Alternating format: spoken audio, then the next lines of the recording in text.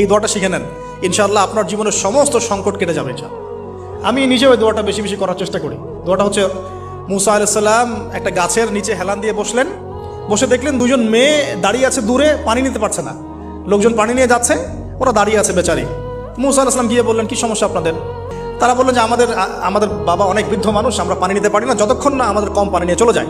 তো মুসা আলাইহিস সালাম একটু বললাম না, ফিজিক্যালি খুব স্ট্রং ছিলেন, থাকে না বডি বিল্ডার, সামনে গিয়ে কথা বলে সরো পানি দিতে দাও, তখন মানুষ একটু মূল্যায়ন করে না। তো মুসা আলাইহিস সালাম এভাবে পানি নিয়ে দিলেন এবং বাছুরদেরকে পানি পান করালেন, করিয়ে গাছের নিচে এসে বসে আছেন। বসে বসে তিনি দোয়া করছেন, এই যে দোয়াটা তিনি দোয়া করছেন, রব্বি, একটা নেক কাজ করলেন, নেক কাজ করলেন না, মানুষের উপকার করলেন, নেক কাজ করে এসে গাছের নিচে বসে দোয়া করছেন, আল্লাহ এখানে তো আমার খাবার পানি বাসস্থান কিছুই নাই, আমি কি করব?